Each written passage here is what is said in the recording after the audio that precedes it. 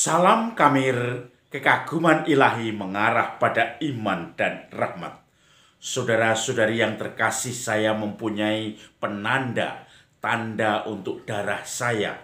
Pagi ini saya puasa, tetapi darahnya tinggi sekali. Maka saya harus warning dengan pola makan saya. Karena ternyata saya sudah kena gula darah. Walaupun tahap-tahap awal, dan ini tentu saja kalau dibiarkan membahayakan. Tanda akan memberikan kita peringatan bahwa ini harus melakukan sesuatu, entah itu diet gula darah maksudnya, entah itu apapun, olahraga dan seterusnya. Nah, ini yang kemudian kita memberikan suatu sebutan tanda. Saudara-saudari yang terkasih, tentang tanda itu, rupanya Yesus hari ini memperingatkan bangsa Yahudi yang juga memperingatkan kita sebagai pengikutnya, pembaca kitab suci. Hari ini Yesus mengatakan, angkatan ini jahat. Angkatan ini meminta tanda, tetapi tidak ada tanda lain selain Nabi Yunus yang diberikan oleh angkatan ini. Sebagaimana Nabi Yunus menjadi tanda bagi orang-orang Niniwe, begitu juga anak manusia menjadi tanda bagi angkatan ini. Sebab kesaksian nanti Ratu Seba dari ujung bumi, dia datang untuk mendengarkan kebijaksanaan Salomo dan percaya, saudara-saudari yang ada di sini lebih besar daripada Salomo. Dan ingat, Nabi Yunus yang memberikan tanda kepada orang-orang Niniwe, dan kemudian orang-orang Niniwe pun percaya dan bertobat. Maka yang ada di sini lebih besar daripada Nabi Yunus, yaitu anak manusia. Maka saudara-saudari yang terkasih, nanti ketika bangkit, orang-orang Niniwe akan bangkit bersama angkatan ini. Ratu Seba akan bangkit bersama angkatan ini untuk menghakimi angkatan ini. Dan angkatan ini nanti akan dihakimi oleh mereka-mereka yang percaya kepada tanda-tanda itu. Saudara-saudari yang terkasih, saya merasakan bagaimana orang-orang di sekitar saya itu juga menjadi tanda kehadiran Tuhan. Bukan tanda yang membinasakan, tetapi tanda kasih Tuhan.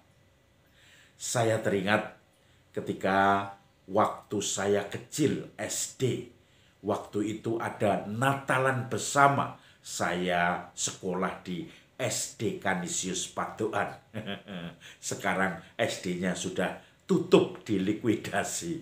Tetapi dulu ramai sekali karena semua anak di kampung saya sekolah di SD itu, bahkan di kampung-kampung sebelah. Dan kemudian saya waktu itu karena terlalu senang, gembira dengan Natalan bersama.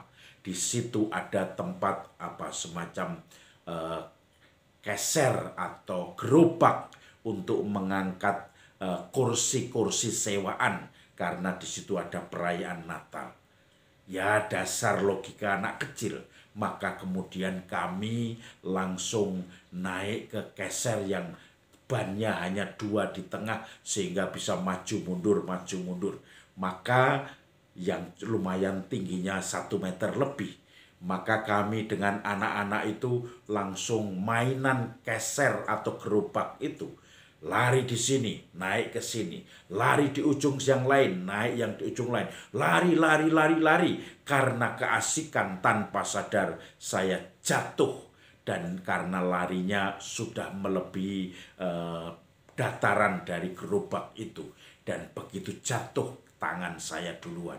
Dan saya rupanya patah tulang tangan kiri ini dua-dua tulang utama, dan kemudian begitu diangkat hanya jatuh separuh, dan separuhnya lagi tetap tegak, artinya dua-dua tulang ini patah.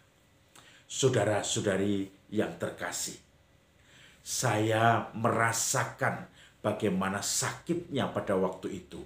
Tetapi juga puji Tuhan karena masih kecil sehingga kepulihannya juga cepat. Maka pada waktu itu saya langsung dibawa ke rumah sakit. Dan ketika dilihat oleh perawat jaga di rumah sakit Mangku Wilayan, itu di dalam Keraton Yogyakarta, kemudian saya langsung keder karena perawatnya mengatakan, "Oh, ini parah ini." Dia tanpa sadar ngomong di depan saya, maka saya pun semakin ketakutan. Tetapi yang membuat saya merasa tenang ketika dirawat di rumah sakit adalah ibu saya yang sabar untuk menunggui saya. Ketika saya kesakitan tidak bisa tidur, ibu saya juga tidak tidur menemani saya. Waktu itu saya opnam sekitar 4-5 hari. Ibu saya meninggalkan rumah, meninggalkan pekerjaan untuk merawat saya, untuk menemani saya. Bayangkan pada waktu itu ketika tidak ada orang yang selalu menemani saya masih kelas 2 SD pada waktu itu. Kemudian bagaimana saya berani menghadapi ketakutan-ketakutan itu. Tetapi karena ada ibu saya di samping saya merasakan sesuatu yang selalu menguatkan saya. Berani menghadapi.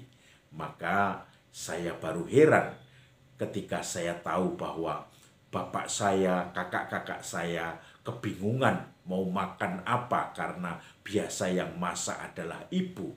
Mereka kemudian beli jajan untuk kakak saya dan bapak saya di rumah karena ibu saya lebih memberatkan menjagai saya, menunggui saya ketika sakit. Dan ini menjadi suatu kebahagiaan yang saya rekam dalam hati saya. Saya rekam dalam ingatan saya bahwa saya dicintai oleh ibu saya.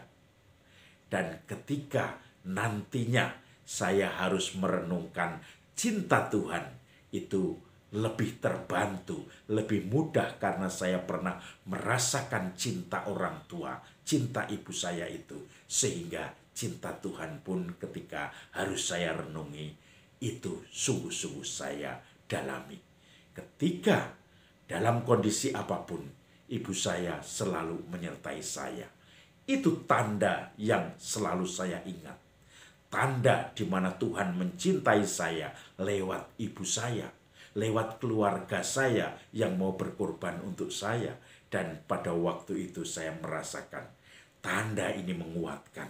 Ini menjadi suatu personal vocation, panggilan pribadi saya bahwa Tuhan memanggil saya untuk berbuat sesuatu kebaikan, membalas kasih-Nya, karena orang-orang di sekitar kita digerakkan Tuhan untuk menjadi perpanjangan tangan Tuhan di dalam mencintai saya. Saudara-saudari yang terkasih, kalau orang-orang Niniwe diberi peringatan dan percaya, dia diselamatkan, dia hidup dalam kebahagiaan.